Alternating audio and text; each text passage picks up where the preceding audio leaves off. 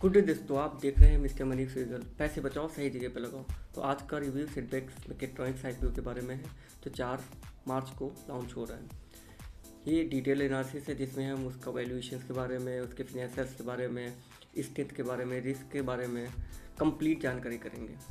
और इसका detailed article का जो लिंक है वो डिस्क्रिप्शन बॉक्स में दिया गया है, तो आप उस पर भी विजिट करके और भी जानकारी प्राप्त कर सकते हैं। तो जानते हैं सेडेमैक करती क्या है।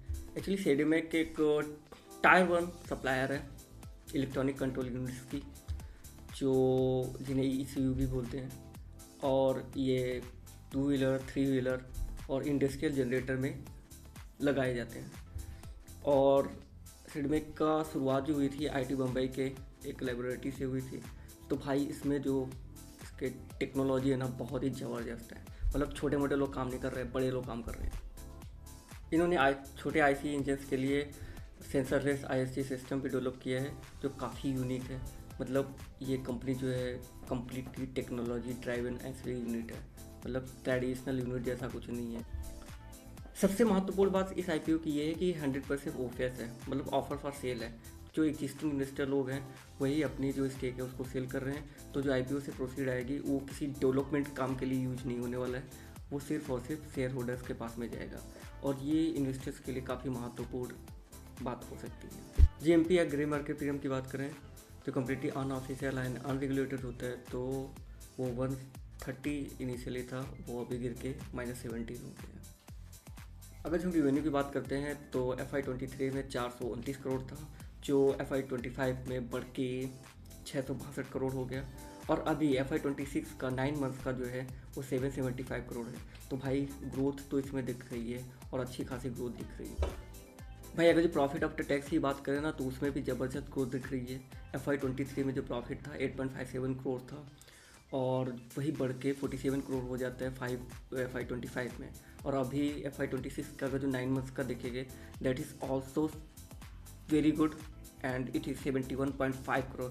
तो भाई प्रॉफिट आफ्टर टैक्स भी काफ़ी अच्छा दिख रहा है। इफिशियंसी की बात करें, मतलब EBI TDA की बात करें, तो वो भी FY23 से FY25 में 2 गुना से भी ज़्यादा हो गया है। मतलब FY23 में 54 था और FY25 में 125 करोड़ हो गया।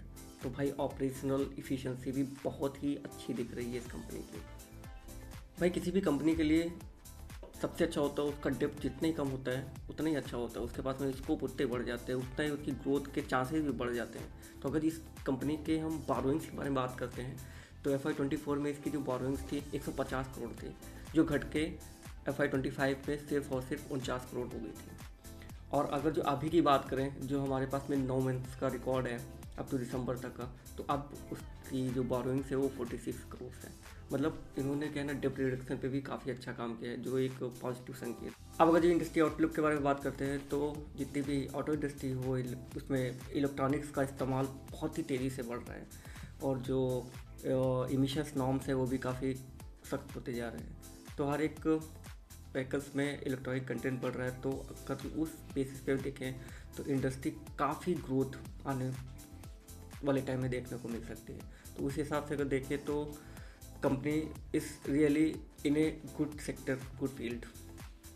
अब बात करते हैं एक बहुत ही महत्वपूर्ण पहलू की, जो है रिस्क। अगर हम कोई भी इन्वेस्टमेंट बिना रिस्क जाने करते हैं तो मतलब ऐसा ही है कि आग पे पैर रखना जैसा। तो अगर उस बारे में बात करें तो इसका जो रिवेन्यू है 75% रिवेन्यू एक ही क्लाइंट से है। दूसरा जो और भी महत्वपूर्ण एक रिस्क है वो है कि इसका जो 84% रिवेन्यू का सेगमेंट है वो ICE डिवीज़न है। अगर उसमें कोई भी दिक्कत होती है तो इसका रिवेन्यू में बहुत ही ज़बरदस्त असर पड़ सकता है, जो काफ़ी मतलब काफ़ी ख़राब हो सकता है इसके लिए। तीसरा क्या है कि ये OFS है, 100% OFS है। मतलब इसका IPO का सिर्फ मेन एम यही है कि शेयर होल्डर्स को अपना स्टेक बेचना है ताकि वो थोड़ा माला माल हो सके जो भी है। तो वो ऐसा है, मतलब इसका कोई भी पैसा IPO का कोई भी जो भी प्रोसीड्स आएंगी उसको ना कोई टेक्नोलॉजिकल डेवलपमेंट में इन्वेस्ट करना है, ना टेक्नोलॉजी एडवांसमेंट में डेवलप करना है, ना ही किसी कोई कैपिटल एक्सपेंडिचर करना है जिससे रिवेन्यू और बढ़ सके।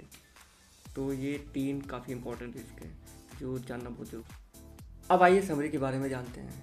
तो इसके पॉजिटिव ये हैं कि इसका प्रॉफिट आफ्टर टैक्स इम्प्रूव हो रहा है, EBITDA भी इम्प्रूव हो रहा है, और इसका रिवेन्यू भी काफ़ी अच्छा इम्प्रूव हो रहा है, और टेक्नोलॉजिकली भी काफ़ी एडवांस है, बहुत ही अच्छी तरीके से इसका डेवलपमेंट IIT बॉम्बे ने इसको डेवलप किया है।